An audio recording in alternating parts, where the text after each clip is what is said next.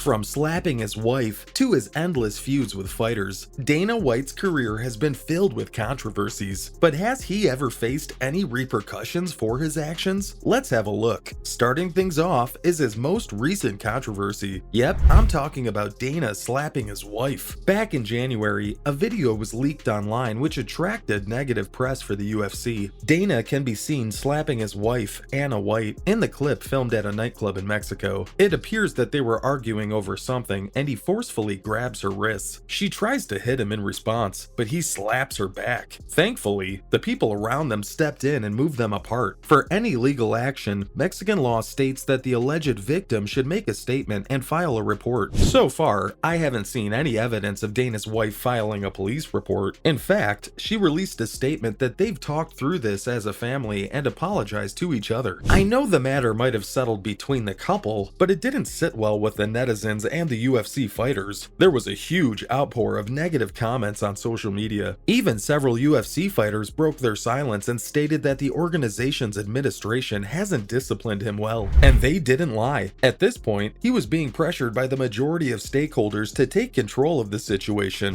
So, he did a press conference to publicly apologize for the matter. Well, no one was really satisfied with the apology, and many social media users said that it sounded forced. Still, White seems to be completely unfazed by it, as he shortly moved back to the administrative matters like nothing really happened. Hang tight, this isn't the only time he had a controversial moment with women. His views about female fighters are actually very outdated. Back in 2011, Strikeforce was setting the stage for female fighters in 2011. In fact, fighters like Cris Cyborg and Ronda Rousey were having massive success in the promotion. Unsurprisingly, White had different opinions about the situation. On one occasion, he was asked about women coming to the UFC, and he wasn't fond of the idea. What's worse, he said that women will literally never be able to fight in the promotion. When are we going to see women in the UFC, man? Never.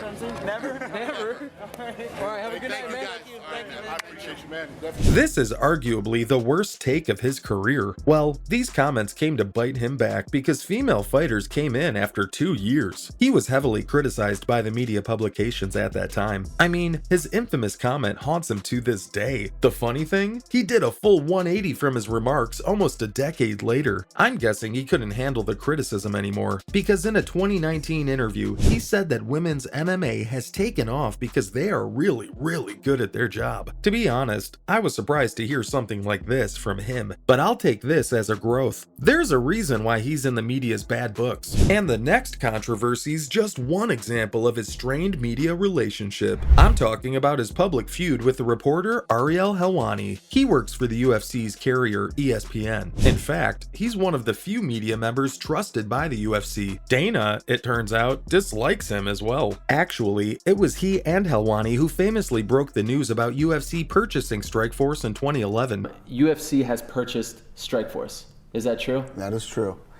But it didn't take long for Helwani to get into his bad books. The incident that truly enraged White happened in 2016. What happened was that the UFC re-signed the WWE superstar Brock Lesnar, and Ariel announced it to the public before Dana could. You can probably guess what might have happened next. White influenced the UFC administration to get him banned and stripped of his media credentials. Although he was eventually reinstated, it was the start of Dana's strained relationship with the media. Turns out, he didn't learn any lesson from this experience. That's because he continues to take immature jabs at Ariel whenever he can. It has even annoyed the fans from time to time. But things escalated one time when he hit out at Helwani for criticizing Carrano's anti-Semitic posts. Let me tell you that Ariel is Jewish. This resulted in Twitter users coming in support of the reporter. They bashed Dana for his repeated childish behavior toward him. Even the UFC fighters aren't safe from his fury. This reminds me of his dispute with Cris Cyborg. She's one of the most prominent fighters in MMA history. In fact, she became the first women's featherweight champion in 2017, only for her to leave the UFC 2 years later. That's because she was just another victim of President White's rage. Female divisions were only added to the UFC in 2013. Given her status as one of the best fighters, signing her to a contract was a no-brainer. It was largely because of the fact that UFC didn't have a women's featherweight division, and Cris didn't want to cut to 135 pounds. Clearly, Dana wasn't happy with this. Instead of dealing with the matter maturely, but instead, he accused her of steroid abuse. Right?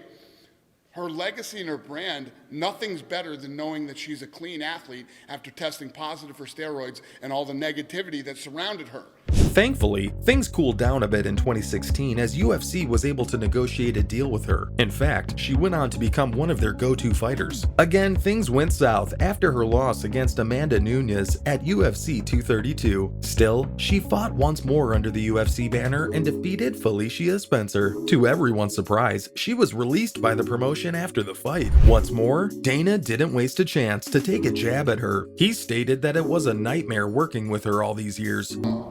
Dealing with her has been a nightmare the entire time she's been here. Obviously, Cyborg's fans came out to defend her, and he was mocked by them on social media. Again, he wasn't bothered by any of this, as he quickly moved on to his next feud. It was with none other than Tito Ortiz. It's probably his most publicized fight. To be honest, it's hard to mention the ups and downs of their relationship. I'm not saying that they didn't get along well over the years. You'd be surprised to know that they used to be pretty close. I won't be wrong to say that he usually preys on such relationships. Interestingly, Dana used to be Ortiz's manager before he was named UFC's president, and after Ortiz temporarily left UFC in 2005 due to a contract dispute, the two men started trading barbs in the media. Tito re-signed a year later, but his contract came with a catch. Apparently, he'd have to face Dana in a boxing match. Of course, that fight never happened, and they started blaming each other for the cancellation. The feud is still being brought up to this day. Back in 2020, he reignited the feud by calling Tito a buffoon.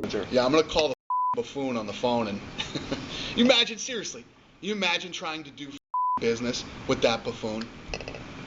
He's a buffoon. It looks like he was reprimanded by the stakeholders over this matter. After all, he congratulated Ortiz on becoming Huntington Beach's city council member shortly after. Now for the last controversy. It involves a renowned fighter. It's none other than Georges St-Pierre. Honestly, it was more of a business negotiation rather than an outright beef. The thing is that Pierre couldn't reach an agreement with the administration, and everyone knows what happens when someone disagrees with Dana. Despite spending years working together, he escalated the situation again. He went on to pass some harsh comments about him, even calling him a bad loser. Besides this, he totally refused to pay him the desired purse to return to the octagon. Many UFC fighters have always looked up to George, but nobody came to his support here. I'm guessing they didn't want to end up in a similar situation. Again, White didn't do any reflection on the matter and was completely unfazed by it. That's all about Dana dodging the negative effects of his numerous controversies. Did you see George get smashed and hurt in the first round? It's about damage.